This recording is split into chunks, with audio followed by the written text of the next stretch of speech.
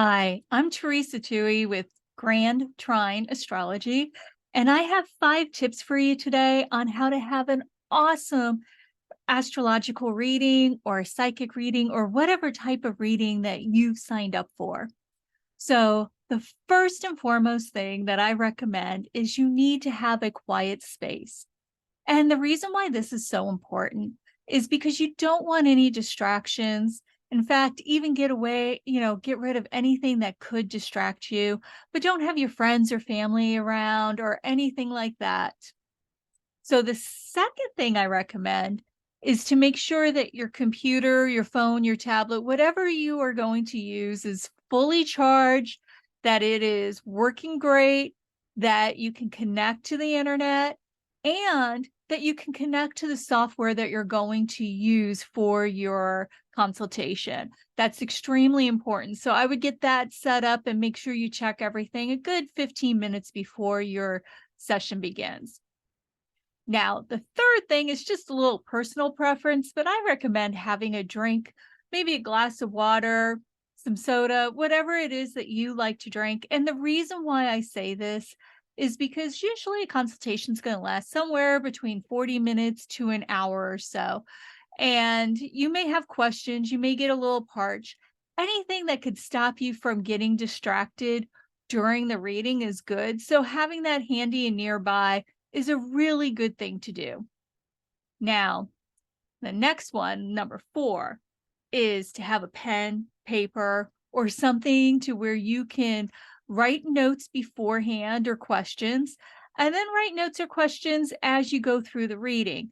And the reason why I say this is, first of all, you want to come to the consultation with, you know, some things that you are concerned about in your life or things that you want some clarity. This is going to help you out a lot, because it's going to give direction for the astrologer on what area of your chart to look at. The other reason is because sometimes an astrologer may go pretty fast. They're getting into the groove, they're saying a lot of things, and there may be something said that you don't want to interrupt the astrologer at the time, but you may want to jot down so that you can ask a question at the end and you don't forget about it. And then the fifth fifth tip, and to me this is the most important tip of them all, is to be open. And the reason why I say this is because, first of all, you're paying good money for this consultation. So let's get the most out of it that you can get. And by being open, that's going to help a lot. So, what do I mean by this? So, let's just say the person's asked you, hey, I'm looking at your chart. It looks like that maybe something pretty dramatic or traumatic happened when you were 18. It would have affected this house of your chart. Maybe it had something to do with a parent, and something like that.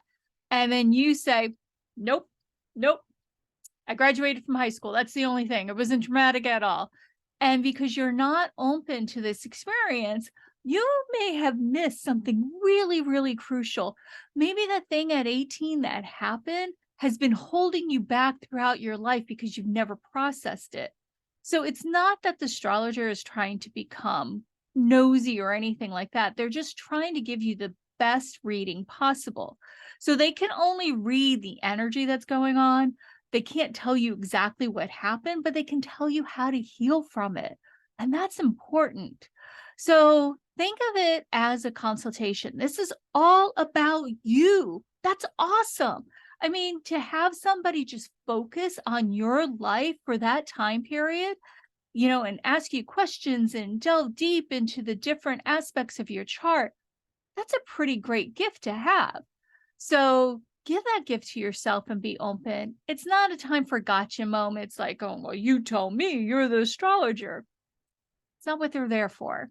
They're there to help you, to work as a team, and to find the things in your chart that can benefit you.